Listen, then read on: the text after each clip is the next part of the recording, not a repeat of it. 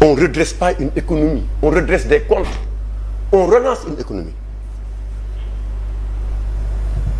su ma gisee ñuy wax loolu ay compte ngay redresser mais réew économie dañ koy relancer nga ñëw tey di wax ay redressement économique ça me fait mal. Pourquoi aller vers un redressement? Lii ñu le premier ministre Ousmane Sonko bëgg a wax. Il faut nga jóge ci guerre pour mën a arriver à un plan. saa nga nekk ci réew mu xamante ni ne da nga jóge ci morosité ci crise bu graaw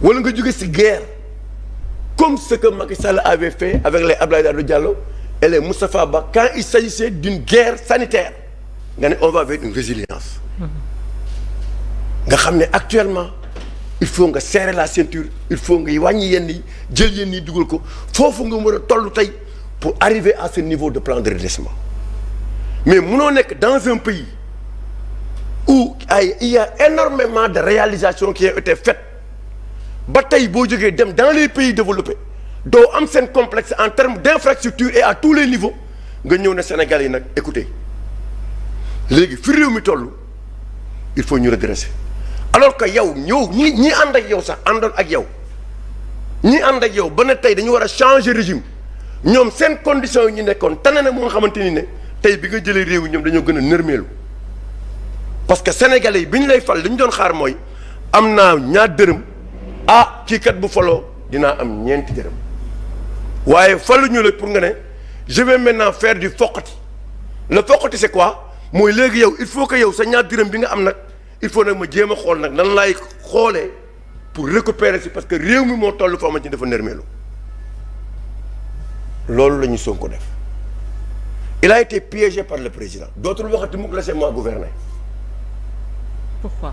J'ai entendu Bougane je le comprends dans ce qu'il dit mais léegi c'est fini il a été piégé par le président de la République parce que dane communiqué conseil des ministres dañu adopté le plan de redressement présenté par le premier ministre ça veut dire c'est fini bu mu ñu taxawuti mukk di ñu wax donte lépp moom moo ñu ko proposé mais bii part dañu dugal ci biir rapport bi ci biir plan bi dañu wax ne présenté par le premier ministre et pourtant Bougane wax na ko c'est le président qui définit la politique de la nation mais moom léegi moom mu fi waxati mukk discours bi jeex na léegi non waaye non may ma rek ma wax. mais il faut aussi que maintenant ñu wax yoo xam ne tamit. waaw d'accord waaw non mais dafa présenter on peut définir non il faut que je coupe maintenant on peut définir les axes les grands axes maintenant laisser l'autre le gouvernement dérouler en donnant sa stratégie c'est comme ça. d'accord maintenant dama bëgg a wax benn affaire lan moo indi redressement bi yow économiste nga. effectivement. ok dugg nga ci loi de finances rectificative bi. effectivement. dette cachée bi anamu. léegi wax nañ ko dette cachée bi déjà yaa ngi ñëwaat ci dette cachée. waaw la moom fa la nekk. mais on a tellement montré de rapport. waaye non waxuma la loolu dama la. non waxuma dama la. LFR plan de dama la. waaw non dama je suis clair avec lui attends je suis clair dama bëgg ñu xam ne nen li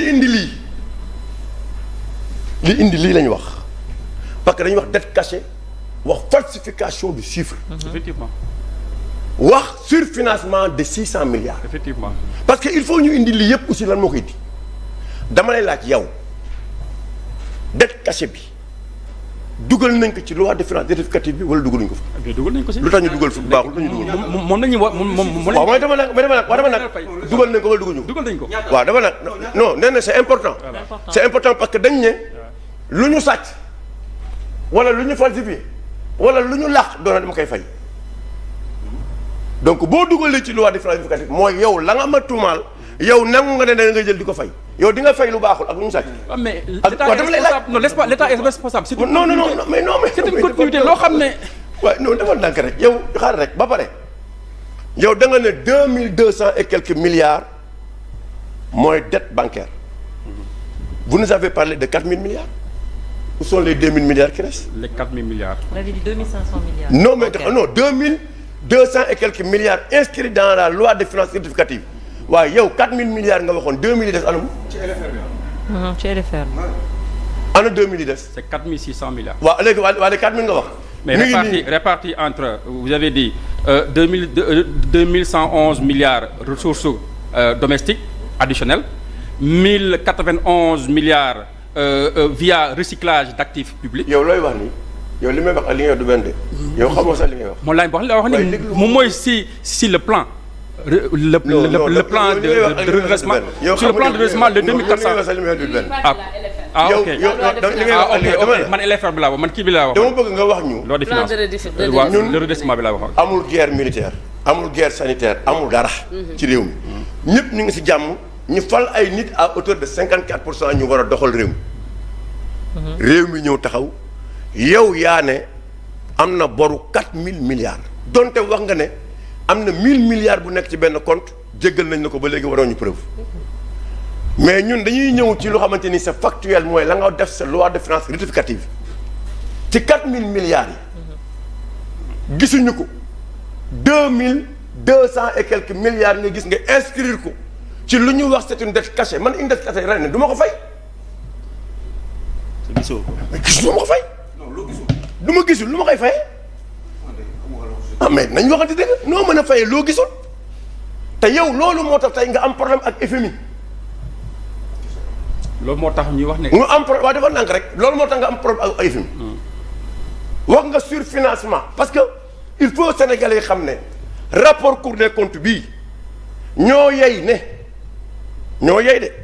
ne dinaa jéem a xool suñu biir nan lay utee ay ressources parce que yow xam nga ne dugal nga ci réew mi guuta bu xamante ni wax nga lu xamante ni lu mu ñuy jural ci juróomi at yi yow xam nga bu baax lu mu mën xam nañ ko léegi nag noo mën a def léegi pour contourner tout ce que tu as dit yaa ngi dégg ci loolu logique boobu nga nekk parce que mi ngi nii sëñ bi mi ngi nii yow da nga ne 604 milliards ou 602 milliards de surfinancement nga wax. Le FMI reconnaît 7 waaye milliards de dollars en dette cachée. waaw effectivement le FMI dette cachée de 7 milliards. yow demande d'explication. Maintenant les 7 milliards de dollars de dette cachée là. Le FMI war ñëw pour mën a saytu ko. non yow comprendre saytu wala reconnaître. C'est ça qu'il le reconnaît. Mais le cabinet maintenant mooy établir maintenant où est-ce que où sont ces dettes. xam nga yow li gën a grave mooy yaa ngi bàyyi ku Sénégalais yi di fay tabaxal ko immeuble bu rëy ay milliards muy Cour des comptes yow nga ne yow wóolootoo sa Cour des comptes bi nga xamante ni yaa ko institué yow teg ko léegi yow ki ngay wóolu ci yow pour mu indil le rapport nga gëm ko mooy cabinet Mazars yow nag yaa xeeb Sénégal yow te yow yaa jël sa xaalis ak xaalisu kii ak ñun ñëpp ñu boole ko tënk ko jox ko Cour des comptes nekk day ñu saytul sunu xaalis yow yaa remettre en cause tu remets en cause donc tu remets en cause la crédibilité aujourd'hui de la Cour des comptes. Non, n'importe quoi. C'est grave. Non, j'ai pas dit ça. C'est grave. Non, j'ai pas dit ça. Non, écoutez-moi, monsieur. Non, ce que vous êtes en train de dire est il a pas dit ça quand même. Non, ce qu'il est en train de dire est extrêmement grave. Non. Non, quand on parle de cabinet Mazars, au profit, mais il faut m'écouter. Au détriment de la Cour des comptes, là c'est grave.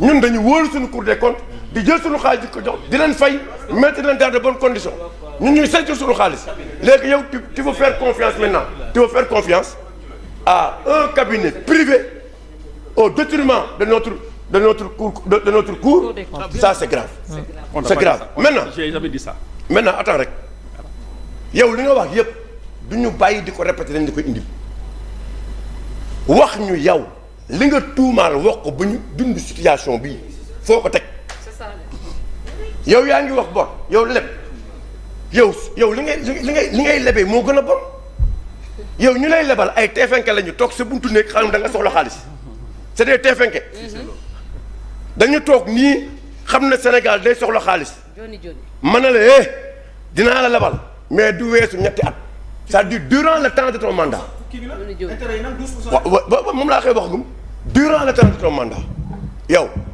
moom lañ lay lebalee nii te yow daan na la lebal loo xamante ni dina dem ba 10 ans yenn saa yi mën nañ dem ba si yàgg sax ñu négocier ko ba nga xamante ni dañ la koy annulé wala ñu kii wala ko wala ñu gën la ko wàññil waaw léegi yow ñu nekk à ce niveau d' endettement nga xam ne yow 5677 yi nga yaakaar ci redressement bi nga ñëw est-ce que xam nga ne fii ak 2025 tu seras entre 2024 ak 2025 yow fi nga toll di nga dem ci 10 207 milliards d'endettement quand même sérieux bàyyi leen ñu def quoi non Sénégal mérité wul lii daal. on mérite pas ça. c'est que non le Sénégal ne mérite pas ça.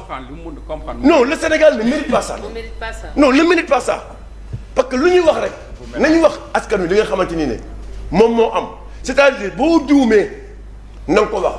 c'est pas pour rien que le président de la République est allé rencontrer la directrice adjointe du FMI. aux États-Unis waxtaan ak moom xool ban solution la ñuy trouver mu ñëw fii président dégg nga li mu wax ñun nekkutuñu si logique bii li ñu nekk mooy jéem a xool nan la ñuy mettre en confiance les bailleurs de fonds. c'est ça. loolu la wax avoir une justice libérée ñu liggéey réew mi décollé ñun ci logique boobu lañ nekk maintenant quand le premier ministre revient pour s'attaquer au FMI ça devient grave te yow. il va encore. te yow tu as envoyé une équipe bu dem ba FMI di négocier waaw yow kay yaakaaroo ci FMI looy négocier. contradiction. looy waxtaan ak ñoom looy jéem a trouver solution mais jaru ko yow li nga waroon def mooy FMI déclaré non grata persona non grata au Sénégal soxlootuñ la demal sa réew buñ fi bëggee ñëw bu leen indi donc seen contradiction la loolu c'est ça qui m'a fait mal dans un pays comme le Sénégal. oui. doublé d'intellectuels, de fonctionnaires, de hauts gradés qui ont toujours servi le pays yow tey nga war a mën a egg à ce niveau nga xamante ni ne da nga leen di wax ay waxin yoo xamante ni nen da ngay rus te réew mi Sénégal mérité wul lii waa léegi si yow yaakaar si lan nga yaakaar yow naar bi mooy jeu yi. mooy naar bi yow naar bi moo lay jox xaalis léegi ci naar bi nga yaakaar pour redresser yow seen pour mu revenir sa mur c'est si naar bi nga yaakaar naar bi nga doon xañ xale yi. waaw. ba xale yi